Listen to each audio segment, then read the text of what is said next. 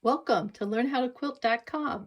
Today you'll learn how to put together this easy beginner quilt using just squares and other rectangles. Here's the list of the topics covered in this video. Below are the links to these if you want to skip ahead. This is a fun project to work on, so come on in and let's get started.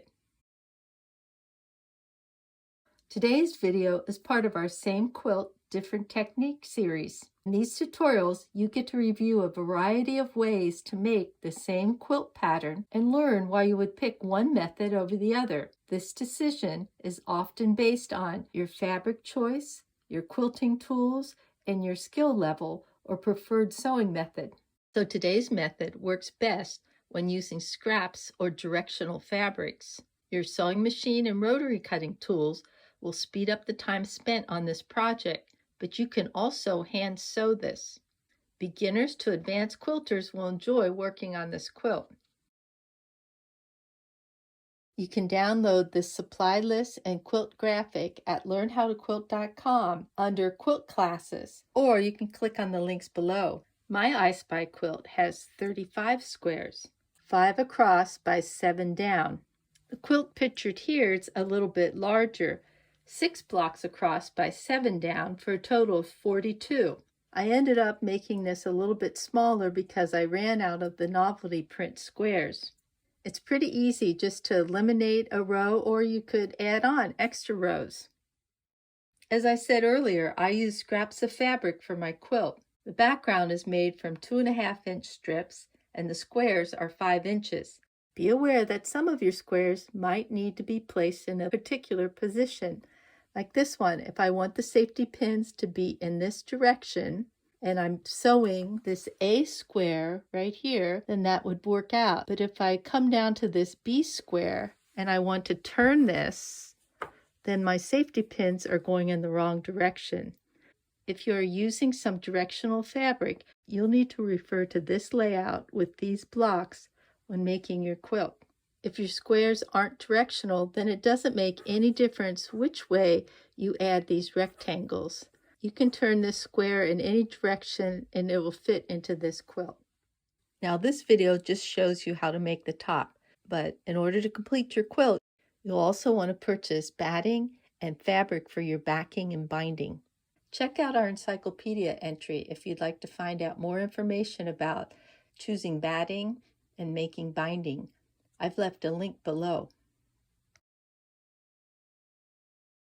For my quilt of 35 squares, you'll need 35 5-inch squares, 35 2.5 by 7-inch rectangles, and 35 2.5 by 5-inch rectangles. Lay out your quilt on a design wall or other flat surface and take a photo for future reference. Some of the fabrics I use are directional, like the flamingos and the station wagons. There's only one way to position them in the quilt if I want them to remain upright.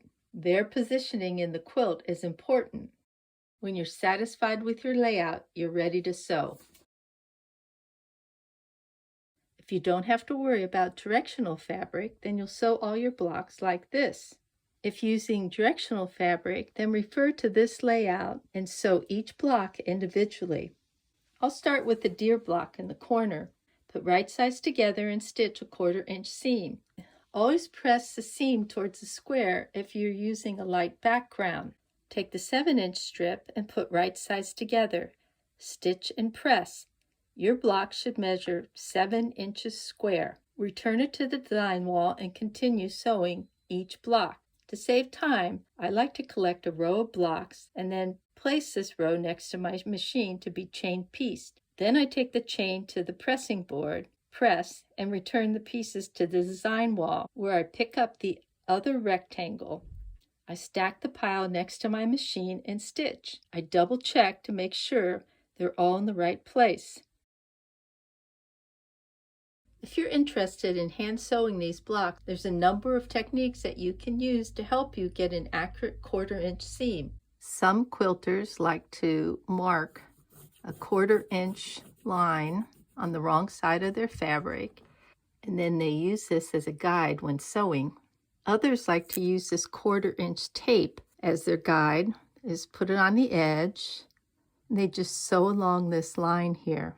You can also use removable freezer paper like this. I've just ironed it on the back, and this will be my guide when I stitch these two pieces together. When I'm finished sewing, I can just tear this off and iron it onto another piece.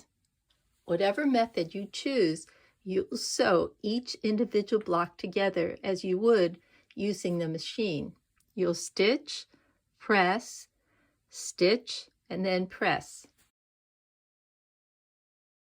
To me, this is the most challenging part of this quilt, making sure that all the blocks are in the correct order, as it's easy to get mixed up. This blue block needs to be turned before sewing. Once everything is in place, I'm ready to sew. I'll be sewing the squares into rows and then sewing the rows together. To keep everything organized, I start with the blocks in the first 2 rows and put right sides together. Then I'll stack the first set onto the next set, making sure to hold on to the right side. I continue stacking all the blocks in this row, and then I move the stack to my sewing machine, keeping the side to be sewn on the right. Chain piece the stack and return it to the design wall. Clip the threads between the pairs of blocks, and then repeat this process with the blocks in the next 2 rows. After sewing, return these to the board and then pick up the last blocks and stitch. To complete each row, I'll stitch the first 2 blocks to the last 3. When all the rows have been sewn, press. Press the seams in the top row to the left and then press the next row to the right. If you continue in this manner and follow the arrow directions, you'll get opposing seams, which makes it a little bit easier to sew the rows together. This is what your seams will look like after pressing. Now you're ready to sew your rows together. Put right sides together of the top 2 rows and then pin. When pinning these sections together, make sure to match that intersection. If you pressed according to the arrows, there should be a hill on this side and a valley here, and on this side a hill and a valley over here. And if you put those 2 together like so, they'll sort of nestle up against each other, and then I pin. So I move over to the next 2 blocks. I look for that seam, and I'm going to match up those hills and valley till they nestle up against each other, and then I'll pin. When everything's been pinned, then I'll take this over to the machine. Continue adding rows in this manner till all the sections have been sewn. And here's my top. My friend Ruth Mary quilted this for me by meandering through the blocks. And I found the perfect backing fabric with lots of I Spy objects. I decided not to add a border. Instead, I finished my quilt with a striped binding. If you think you'd like to add a border, please visit our website for more free tips and videos.